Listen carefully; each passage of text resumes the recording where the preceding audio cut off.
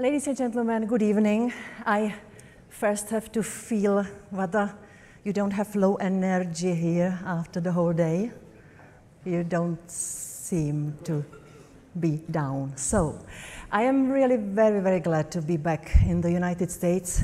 In fact, after 3 years ago, I was here trying to seduce your regulators, legislators, influential people to do more for the protection of privacy and to adopt the federal law. So it didn't happen yet. And since then, I was not here, 3 long years. Many things happened in the meantime. I have a lot to say. Take it as a warning, it will be long. But I have to say I very much appreciate the invitation from the Atlantic Council to this event. You are famous for providing a very good platform with participation of great minds to discuss the most important issues for the West and the world. Looking at the lineup of the forum, you have managed to make it again. And the times have changed in the last 3 years, indeed, since I last visited Washington, and I think not many people would argue that the change is for better. Hundreds of thousands of people died due to COVID, both in the United States and in Europe. The impact of Russia's aggression is felt not only in the United States and Europe, but also globally. Personally, I am very happy that the United States and Europe found a common voice in the response to the Russian invasion in Ukraine. I wanted to thank you, America. Thank you, United States. And it's very personal what I'm saying. I come from former Czechoslovakia, and I have one of my first memories in my life, the Russian tank in my street in 1968. Believe me, that's something you will never forget. So, thank you very much. We have renewed an intensive transatlantic cooperation. I think the cooperation is now at its best. We agree that Russia must pay for this violent act of aggression. We agree on sanctions. We agree that Ukraine needs weapons, needs it fast and a lot. I heard you have had good discussions about it during the forum over the last days. And I came here to talk to you about another weapon, a weapon that I think has been grossly underestimated. Most of the time, it is quieter.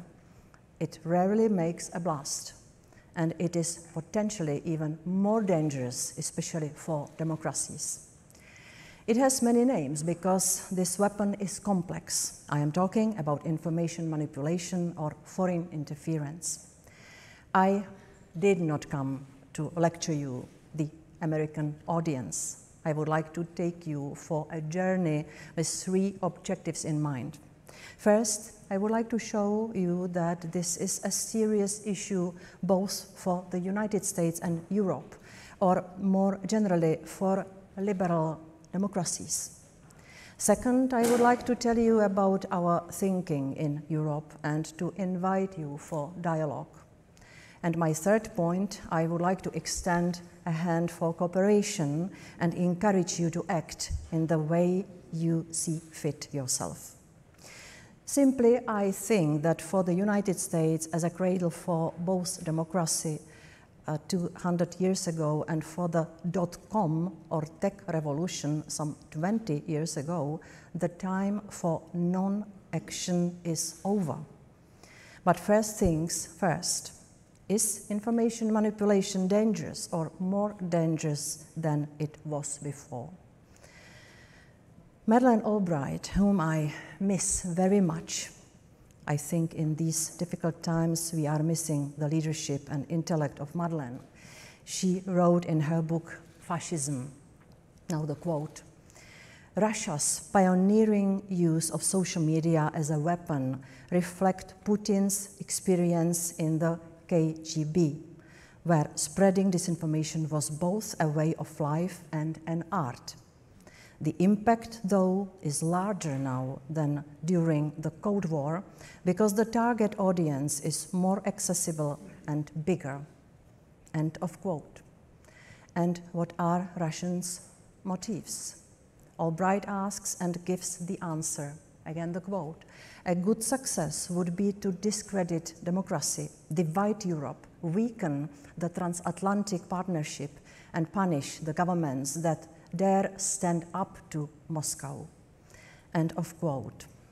These words were published in 2018, almost 4 years before Russia attacked Ukraine, newly attacked Ukraine, because we must not forget they attacked Ukraine in 2014 already, and the reaction of the West was almost zero, which was a mistake. I spoke to Madeleine Albright in Washington when I was here, I think it was 2018, and she told me that she is nervous about one thing, that her students, very knowledgeable young people, ask her, why are you writing about fascism? It's the old-fashioned story. And she had to give proper explanation as somebody who had to flee twice from totalitarian regimes. And she spoke about the danger that if we are ignorant, indifferent, and passive, we might have fascism back, and see what's happening now in Ukraine. Ladies and gentlemen, I am not keeping with the paper, it will be even longer. So now, back to the danger which I see in the easy spread of disinformation. We see right now how foreign information manipulation and interference is used as a strategic and coordinated tool by Russia to support its aggression against Ukraine, to get international support for its war, and deflect blame from its violation of international law. Albright was right, and if academic literature that proves it does not convince us, we have to believe our eyes and ears. We have to look at what's happening in Bucha, in Irpin, to millions of refugees and tens of thousands of souls that lost their loved ones. Already 3 months before the invasion, there were signs that Russia was preparing the ground and looking for a pretext. I mean the ground as a societal acceptance, prepare the public opinion. Our analysis shows that pro-Kremlin outlets increased the use of some words like genocide by 500% or Nazi by 290%. And this is not an entirely new playbook, of course. I can tell you that one of my childhood memories in pre-digital age is my parents gathering around an old analog radio. It had this big yellow knob that you turned around to find the right wavelength. It made a noise like a hairdryer, so you could hardly hear what they were saying. You know what was this radio? It was the Voice of America, because my parents wanted to know what the official propaganda was trying to hide from them. And they kept telling me as a very small child, you must not speak about it anywhere. That's the atmosphere where the Russian people now live, due to the censorship Putin introduced and due to the silence which was imposed on media. This is why we have to take information manipulation very seriously. Of course, this is not about social media alone. They are one of the tools, but as an example of Kremlin actions show us, they also use proxy media and individuals or groups. But I want to focus on the digital world more, because this is the area that is relatively new and we still understand too little its real impact on democracy. We need to end the digital Wild West, that is to online disinformation, and wind is to a wildfire. It spreads it fast and wide. so the damage is difficult to contain. It was not supposed to be this way. Digital technology and online platforms were carrying the promise of more societal interactions and more direct democratic debate. Now we see rather the opposite happening. Media and social media are playing a more dividing role. The information landscape has become fragmented, and online information manipulation is cheap to use and to amplify. Yet, democracy has always been about finding common answers. Here in the United States, in bipartisan spirit, the democratic process is long and inclusive, but we need to find an answer. So what is our European approach? It is clear that there is no silver bullet. We have a balanced and tailor-made approach. It is a societal issue, ranging from foreign interference by malicious actors to an unhealthy and increasingly tribal information environment. Our European approach is therefore also complex. We have spelled it out in the European Democracy Action Plan that also lays out our ideas on digital literacy, societal resilience as long-term goals, on top of countermeasures to foreign interference and information manipulation. The first rule we follow is what is illegal online is illegal online, offline, online. We have a new legislation for that. We call it the Digital Services Act. Free speech is not absolute, neither in Europe nor here in the United States. You also have exceptions related to fraud, child pornography, incitement to violence, or commercial speech, such as advertising, not to mention defamation. But information manipulation is not necessarily illegal. Lies may not be illegal, and opinions are definitely not illegal. So put a little bit order in that. What we cover under the Digital Services Act, it's the illegal content, which is manifestly clear hate speech, child pornography, terrorism, extremism. Disinformation is not considered illegal, but harmful. So we have the concept of the public harm which can be caused. And this is how we reflect this in our legislation. There is one more thing. As I said now, opinions are never illegal. So we differentiate between facts, which are objective, verifiable. This is what we are focusing on. And opinions, which belong to each of us and which have to be protected. That's the European concept, and I think it sounds familiar to you. I think that we have very, very similar philosophy. I will quote John Fitzgerald Kennedy, a nation that is afraid to let its people judge the truth and falsehood in an open market is a nation that is afraid of its people, end of quote. Of course, he said this in pre-digital age, but I think his argument still stands. Yet today, especially in the digital space, the open market does not really exist. We often don't know if someone who is talking to us is a person or a bot or a fake account, artificial intelligence. If I am seeing something because my friends saw it, or because it was artificially amplified, or because someone paid for people like me to see it, we don't have a clue what's the mechanism behind what we see, what we read. We have too little information available to understand what we are actually seeing and why the choices we used to make in the public square were taken away from us and algorithms were put in charge. Like the free market in the United States had moments when it needed government intervention to address the risks to people, in the same way the digital information environment needs rules too. In Europe, we opted for something we call the Code of Practice, which big online platforms co-created and everyone is free to join. So we have the Digital Services Act, which is a law, and next to it, it's a code of practice, which is a kind of voluntary agreement where we have all the big platforms and many others. So I might say that the Digital Services Act offers a carrot if they join and a potential stick if they don't join the code.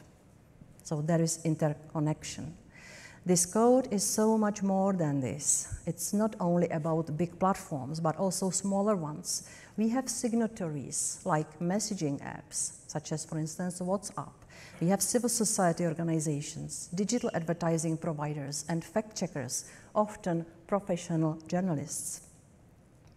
Complementing legislation, the code can be more specific, detailed, flexible, and also involve other actors.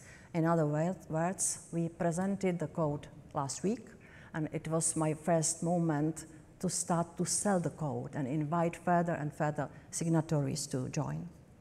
So it is more or less bottom-up approach, whole of society approach. We do not want anyone to be the body, the authority who will say what is the true and what is the lie. It must not be the president. It must not be the CEO of a platform. That's why we want this mechanism with the involvement of many different actors. This is the mechanism or the code we presented last week is not about assessing the content and deciding right from wrong. We are looking at all aspects. We are looking at actors, behavior, and impact. We must have the right diagnosis and not fight yesterday's battles because the threat is evolving. And I believe our response is well calibrated, one that helps to organize digital information space. So in practice, what does that mean? First, we want to disempower bad actors and stop digital outlets to make money on manipulation. Today, it simply pays off because some of it gets viral, people click, advertisers and platforms get their share of the money. So we have a clear message to them, to the signatories, resist making money on dirty content. Simple to say, we will see how it works. We will get the first report from the big platforms in 6 months' time, so still this year. The code, therefore, the code should disrupt this financing and business model as it obliges the signatories to pay attention to demonetize content that becomes viral thanks to modern tricks or that is illegal or harmful. Second thing, the platforms will have to open up and show how this open market is working in reality. They will have to provide data that will help us in Europe to understand what is really happening on these platforms when it comes to information manipulation. Thanks to this, researchers will have insights to help us better look behind the wall of algorithms.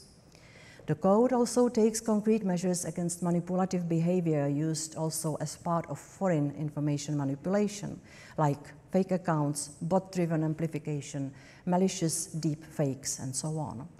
And also it establishes a stronger cooperation within the digital industry.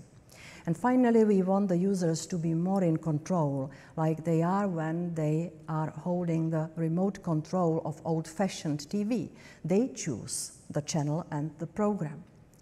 To date, we have almost no transparency of so-called recommender systems, meaning the system that decides which post or video we will see first. Users will also have better tools to flag disinformation, and online platforms will have to design labeling systems and cooperate with fact-checkers and other expert organizations. And if they decide to remove someone from the platform, like they did with Donald Trump, they will have to justify why they have done so and have predictable, rules-based mechanisms in place. We have to take the power away from the CEOs to decide what constitutes the violations of free speech and give it back to the society. Now my final point is about asking you to take an active part and co-create the response to Russia's propaganda, but also to a bigger challenge to digitalization for democracy.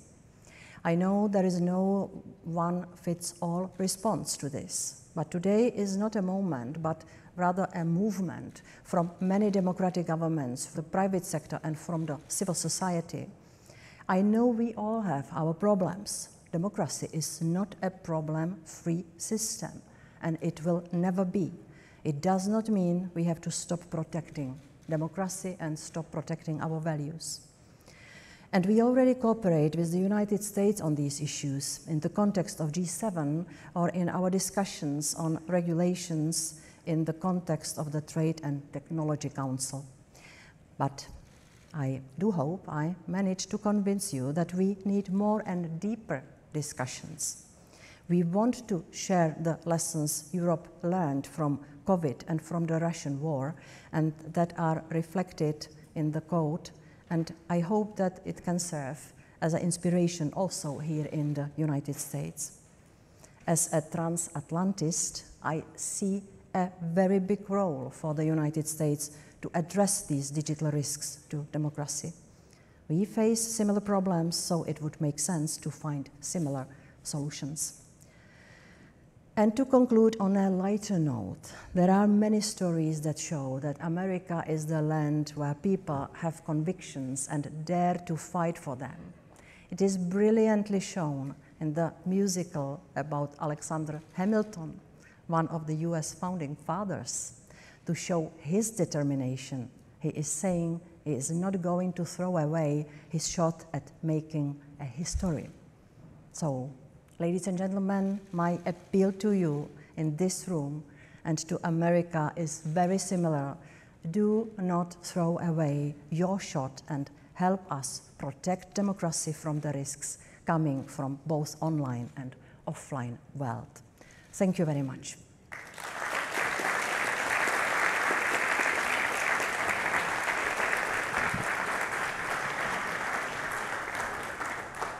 Thank you so much, Vice President, for the remarks. Just to reiterate, I'm Cristiano Lima, technology reporter at the Washington Post, and I think that teed up the conversation here extremely well, and that I'm sure we'll continue into the evening with the reception. I wanted to start off where you began as well, which is the war in Ukraine. You alluded to the response out of the European Union, which included sanctions on Russian state media. I'm wondering how effective you think those have been in curtailing influence operations, disinformation from Russian state actors and Russian-backed channels. Yes, we took unprecedented decision, which required unprecedented and extreme situation when we saw that some media operating on European market, on European territory, are purely established to spread the Russian war propaganda. And it was, in fact, the moment of truth, because we realized that we must stop some kind of naivism, that we will let them abuse the freedom of speech against us. And my theory is that if we, or the society which stops valuing the truth, is on a slippery slope going down, and that's why after really big consideration and analysis, and with bleeding heart, we decided to sanction Russia Today and Sputnik. We decided now to add on the sanctions list 3 more channels. We are notifying these efforts or these decisions by some Eastern European countries, because they have the TV channels which are spreading the Russian propaganda to of course, influence the public opinion. It's not in the DNA of European Union to ban the media, but we saw that they are really more weapons than the media. Then the second thing, and it's temporary, so we can go back. We can come back after the situation settles down. It's a strange. The media now started to work also in African continent. Mm-hmm. spreading very dangerous disinformation that the lack of food and the food prices are due to the ban of import of food and due to the Western sanctions, which is a manifestly clear lie and very dangerous lie. So we just see that this has been, they have shifted somewhere else and they are doing the same job. The second thing we did, and again, unprecedented, I would never believe we will go that far, that we asked the digital platforms, which are the main amplifiers of disinformation. And I hear from the managers of the platforms very often that they don't like to be abused for that. So our message also through the legislation now is, okay, if you don't like, you should do something against that, and the best thing is to obey our rules. But in the time of war, we had to ask them, could you proactively be detecting the pieces of information which are manifestly clear pieces of Russian war propaganda and remove them from the platforms, or rank them lower so that it's not the first thing the people see.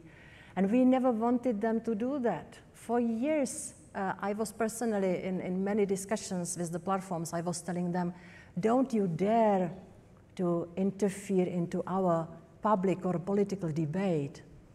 We are not interested to hear and see in practice your political opinions from California or Washington. And suddenly I heard myself telling them, choose the side. And I think that we will have to come back and stop this. But at this moment we are in a special situation, and we have to value the truth. And I think that we owe it to all the killed people in Bucha and in Odessa and in Donetsk, because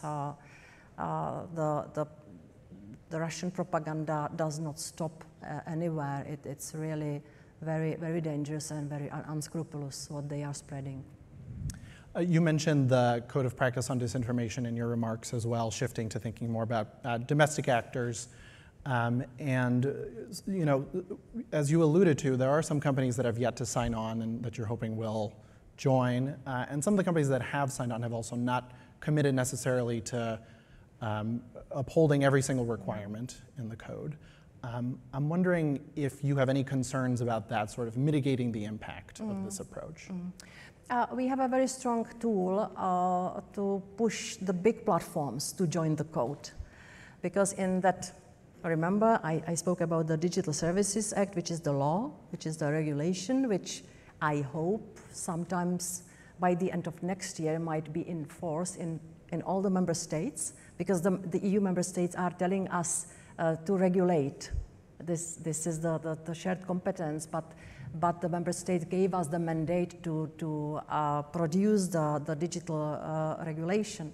So the Digital Services Act, which might come into force by maybe beginning of 2024, contains the article which says that the digital operators must take measures to mitigate the risk of spreading harmful and dangerous content, which means that that we recognize, and we play with open cards. We openly say we recognize this code of practice to be such mitigating measure, which we will recognize as sufficient from the point of view of the hard legislation. So that is that link, that is that carrot and stick I spoke about. For the smaller actors, the rules in the Digital Services Act are softer, but still we will do our best to invite as many as possible. But the point is that there are not only the platforms, but also the advertising industry. We want more and more agencies to, to stop connecting the brands they are selling, they are promoting, with the systems which spread disinformation. And this is a powerful tool, and we already now see that the demonetization already is ongoing, because some of the big brands already announced publicly, we do not want to have anything in common with that. We want to protect the good name of our brand. And then the journalists and the fact checkers. The code is a strong tool to push the digital players, especially the big platforms, to hire the professionals who can work with information, who understand this difference between facts and opinions, and who can do trustworthy fact-checking, and then after that, labeling of the false information. And here comes the issue of media, because we want the platforms to pay good money to the fact checkers, especially the journalists who are starving because the money of advertisers has shifted from the traditional media to the platforms like Google. Sorry, I am also responsible for media, that's why I am a little bit getting into that territory, but it's connected. I'm familiar with the dynamic. And the researchers, we want the platforms to share data. I hear from Facebook how many fake accounts and bots they have removed or stopped. Interesting information. What's the relevance of such information? I cannot work with it. I need to understand the impact of disinformation per member state, because it is, European society is not homogeneous, and we know it, but also Putin knows it. So he has a special strategy for each member state, abusing the historical unhealed injuries or wounds or whatever is usable, they use to spread the disinformation and try to influence the public opinion. And they are successful. That's why we want the platforms to hire the fact checkers in all European member states in all languages. I know I speak long, but one example, we have now fresh data from Slovakia, which is neighboring with Ukraine. Facebook hired one fact checker, one. And the percentage of people who believe that Ukraine was preparing attack to Russia is 45%. And this is the brainwashing, massaging, permanent attacking of people by disinformation. Isn't it dangerous? Isn't it something which requires action? Because we are Democrats, we are democratic countries, we need to have people on our side. We need them to understand what we are doing. And here is also part of the story. The best fight against disinformation is to be telling the people the truth. You mentioned in your remarks that you hope that the Code of Practice on Disinformation, as well as some of the other digital rulemaking happening in Europe, serves as a model in the United States. There's, of course, a different tradition of free speech in the US that has factored into the negotiations here. I'm wondering what would be your message to lawmakers in the US on what they should focus on when it comes to dealing with this issue? I didn't come to lecture or mentor. And by the way, I enjoyed a lot of it when I was coming here after 2016, when we started the Code of Conduct Against Hate Speech. Because it was a very bad atmosphere in Europe. The combination of migration wave and terrorism created a lot of hostile waves which were spread online. And I was lectured here by the former high figures from Mr. Trump's administration that we are introducing censorship in Europe, and I had to defend our approach. But I would really love to have conceptual discussion with the American lawmakers, and not only politicians with politicians, also the researchers with researchers, and the sociologists and media.